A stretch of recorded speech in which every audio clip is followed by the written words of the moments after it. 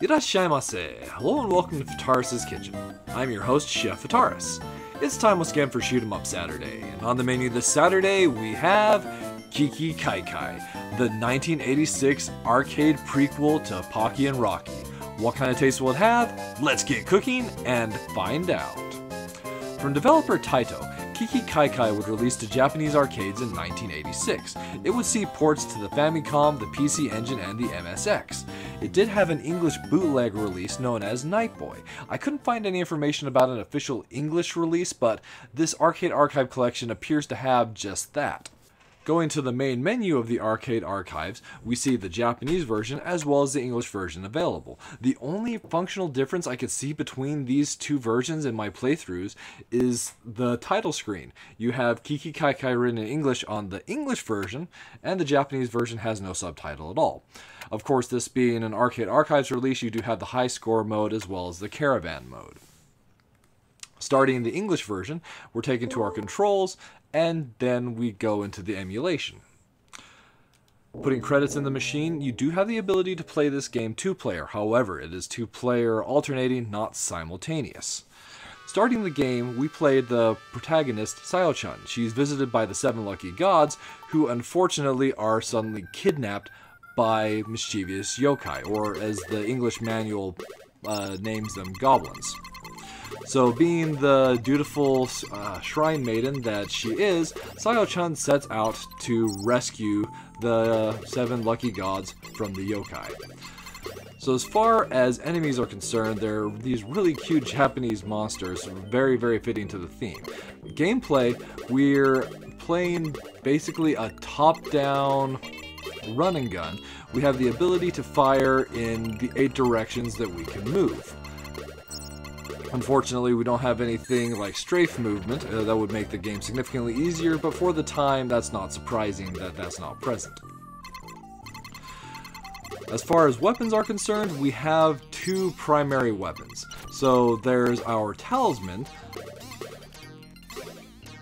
the purification papers that shrine maidens and have in Japanese lore, as well as a purification rod.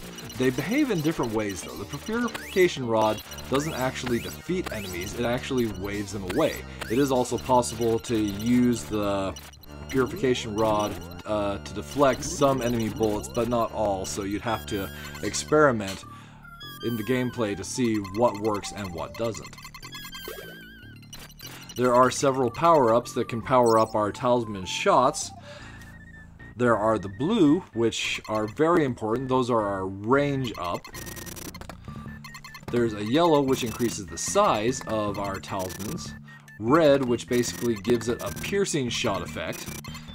And a double talisman, which speeds it up. Which is the rarest and also kind of feels a little unnecessary. So we're already through the first stage and have rescued the first lucky god. Keep in mind, though, that this game will actually get much more difficult from this point. So that particular power-up I picked up was another purification rod. When you pick up another purification rod, it actually gives you a 1-up. Very, very useful. So in addition to the talismans, there are other power-ups like that you can pick up, like the purification rod. There's also the rice ball, which increases your score. And there's crystal balls, which act as various powers that you can... If you fall into water or fall into ravines, then unfortunately poor Sayo-chan will get a game over. Those crystals act as either freeze, where you can freeze all the enemies on the screen, or as a bomb, which will deal damage to the enemies on the screen. Making our way through this stage.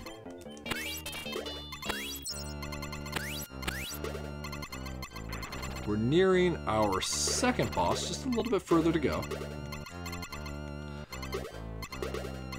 So, as you might have seen, the game does not have, the game employs a checkpoint system. Where you die, you're set back to a checkpoint, but unlike most other games that have checkpoint systems, I don't mind this one as much as the checkpoints are very generously placed. They are all over the place, so you're not going to be set too far back if you die. We'll see that again right here, as I did take an enemy shot.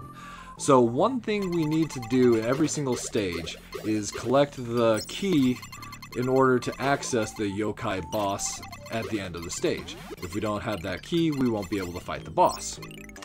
We do lose all our power when we die, so that is something to keep in mind. It's not as big of a problem in this game as in others, but especially against bosses where you don't want to be too close, losing your powers and having to fight closer is because we don't have any range up, can be very problematic. Nice piercing shot. Except, oh, I could get it. I thought for a second, because it was on the wall, that I would be unable to pick it up. Alright, let's try taking on this Thunder God yet again.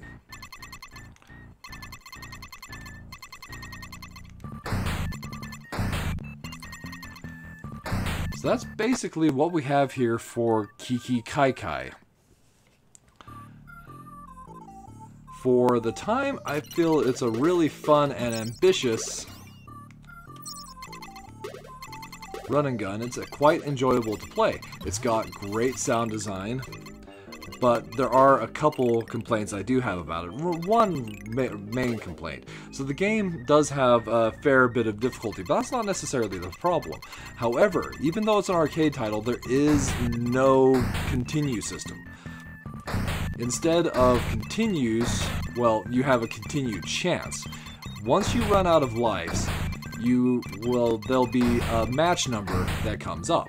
That match number, if it matches the final 3 numbers of your score, so in this case right now, if we were to get the match number to come up and it would be 300, we would be able to continue. However, betting on that kind of a long shot for your continues is not a system that I'm particularly fond of. And that's my main minus flavor with the title. As far as the plus flavors are concerned, as I mentioned, the sound design is really great. Each enemy kind of has their own unique sound. Oh, here's the match number that I was talking about. If it had been 950, we would have had the opportunity to continue. But where we did not get that, you're just given a game over, with no option for continue regardless of the number of credits in the machine. Pretty disappointing, really. Starting the game back up. As far as other plus flavors are concerned, I really like the cute characters, both all the yokai in the game, as well as Sayo-chan herself.